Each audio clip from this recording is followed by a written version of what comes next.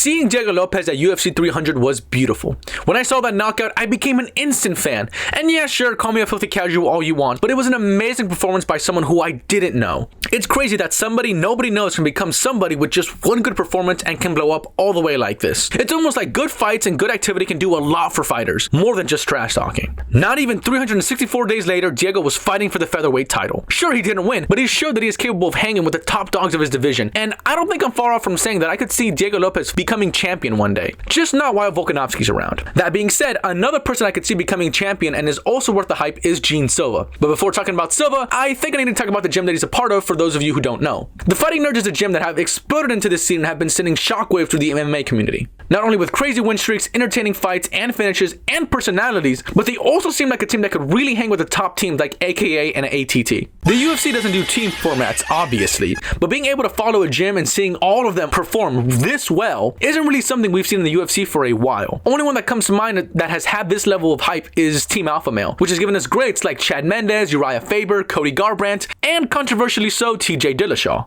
The Fighting Nerds themselves, mainly talking about the main four, all have high-profile fights that the UFC seem very eager to cash in on, as they definitely know the hype the nerds have been getting. First, we have Mauricio Rufy coming off Benoit Saint-Denis in the UFC Paris co-main, and in the main event, we have Caio Borralho versus Nasruddin Imavov, which is most likely a title eliminator to see who fights for the middleweight title next. Hey, Hamza, if you in there, don't be a bitch. My boy's right here, fight him.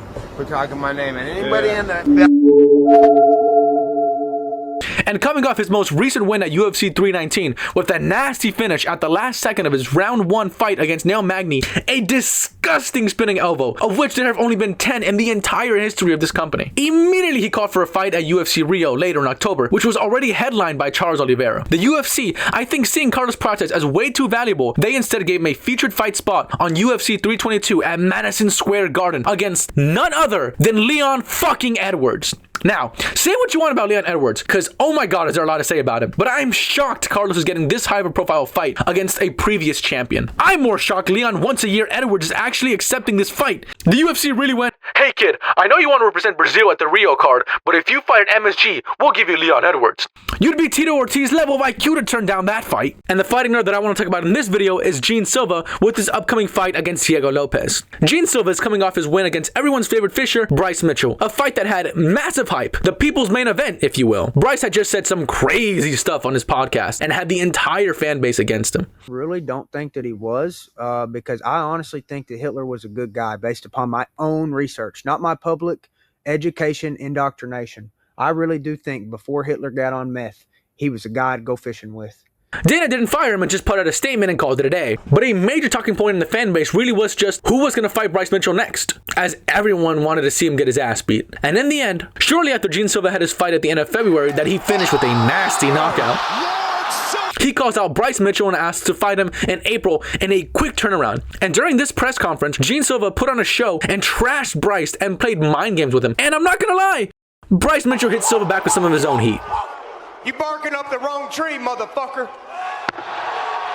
At the same presser, we had Diego Lopes aura forming like crazy, who kept it respectful with Volkanovski in their upcoming fight for the vacant featherweight title as Ilia Topuria moved up to lightweight. Up until Yair Rodriguez started talking some shit he'd been waiting the whole presser to say to Diego. Culón. Oh. Culón. Oh. Dímelo. Culón. Yo, Eres culón, ¿sabes por qué eres culón? No le pegaron a Diego entre tú y tu equipo. Say it to my face, No le pegaron a Diego no le pegaron.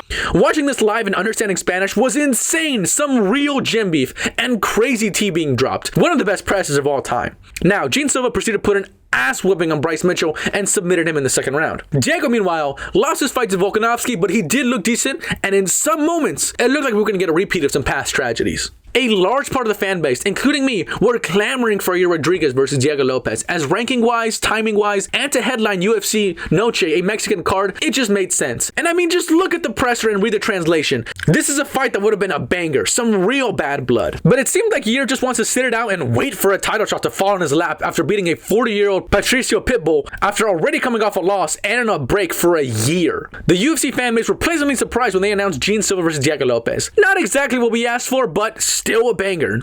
Now here in September, they are headlining UFC Noche, which easily could have been a numbered co-main. I think co-mains usually should be reserved for title fights as well, or the occasional high-profile fight for fans. This is one of them. It's a badass fight with heavy implications and fan-favorite fighters. Even for me, I know Canelo and Crawford are fighting that same night too, but Gene Silva and Diego Lopes is the fight I'm getting drunk for that night. The thing is, I'm worried for Diego. I'm going for both fighters here to win, man, and I hope they both have fun. But gun to my head, I feel like Gene Silva will take the win. Silva just has crazy knockdown power like Diego as well. Gene just has crazy knockdown power like Diego as well. But the way Silva fights is more like a sniper, picking his shots and usually waiting for others to come to him. Meanwhile, Diego pushes forward a lot and slugs it out like a tap-out era fighter. I genuinely think Gene will get him good and catch him. Way I see it is Diego has a really good chin on him, but he'll probably get frustrated and push Silva more and more, swinging more wildly like we saw towards the end of the Volkanovski fight. Diego also has pretty good wrestling and defense, but Gene seems to be better at wrestling than him. Sure, Mozart Evloev might be a better wrestler than Bryce Mitchell, but Diego put up a good fight. Meanwhile, Gene Silva out-wrestled Bryce Mitchell and then submitted him. Like, that's crazy. I don't really see the fight hitting the mat anyways, but apart from the pocket, I really don't see how Diego can get this one done. Of course, when the bell rings and the fight starts, who knows how it'll play out, man? I just don't want to see Diego go on a 2-fight losing streak, even if one of them is against Alexander Volkanovski. Like, heaven forbid someone loses to Volkanovski. But Diego being ranked number 2 and Silva being ranked number 10 is not a great look. Even if though I do feel like Silva is champion material. But we never know. It'll be fun to watch and see how it plays out. I'm just so excited for this main event because God knows the rest of UFC Noche card looks rough.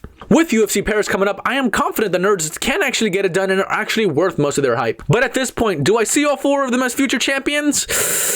No, but stranger things have happened in this sport. And hey, I'm all good with seeing them stack up main cards and have awesome fights and finishes. I just really hope Diego can pull this one off because I'm worried, man. Anyways, what do you guys think? Are the fighting nerds overrated or are they actually worth the hype? Do you think Gene Silva will get it done, or am I just being paranoid and will Diego take the win? Make sure to hit that like button and subscribe, and I'll see you guys in the next one. Peace!